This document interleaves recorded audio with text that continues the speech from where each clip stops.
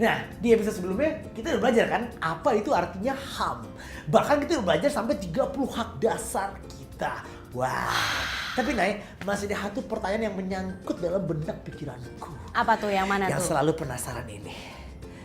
Tentang bagian mana? Tentang siapa yang seharusnya memenuhi hak asasi manusia. Apa itu warga lain? Apa itu kita? Apa itu siapa gitu? Siapa apa gitu? Oke, nah gini nih. Oke, misalnya nih ya, kita lagi jalan. La. Terus tiba-tiba ada anak kecil minta-minta. Pak, minta Pak. Pasti kan kita pengennya ngebantu mereka kan, ngasih uang.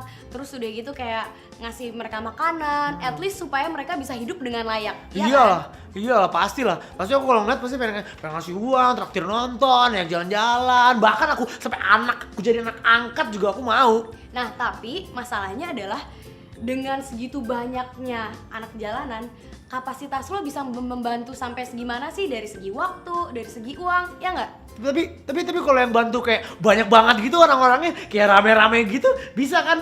Maksud kamu kayak kasusnya Prita waktu pas semua orang pada patungan supaya bisa dia bayar denda ke pengadilan? Iya itu.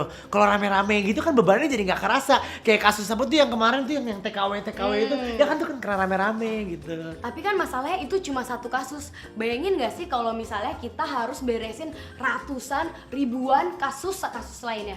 Mau sampai kapan kita bantu? Sampai die. Jadi bukan masyarakat yang bisa memenuhi hak asasi manusia. Siapa? Alien gitu. Bukanlah. Di mana-mana yang bisa membantu dalam skala yang lebih besar dan luas ya cuma negara, karena hanya mereka yang punya wewenang. Mau tahu nggak wewenangnya apa aja? Apa? Nah, 1, punya kewenangan membuat aturan dan kebijakan yang bisa mendukung dan menegakkan hak asasi manusia. 2, punya hak menjatuhkan sanksi jika ada pelanggaran hak asasi. 3, punya wilayah wewenang yang luas dari Sabang sampai Merauke. Wow. 4, punya APBN yang besar.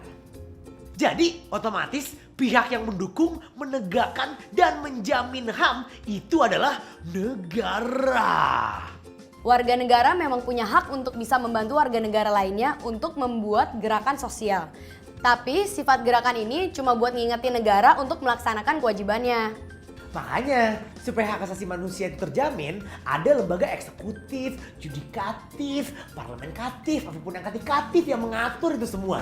Nah, warga sendiri itu juga bisa menyuarakan seperti kayak pendapatnya dari apa ya, dari sosial media, dari karya-karya seni, apapun lah yang bisa mengeluarkan isu-isu sosial dan lainnya.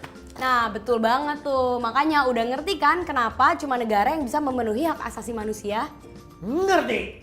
Aku jadi penasaran sama pengen belajar lagi gitu, kayak pengen lebih tahu lagi tentang HAM. Oke, mari kita pergi. Next, lanjutkan.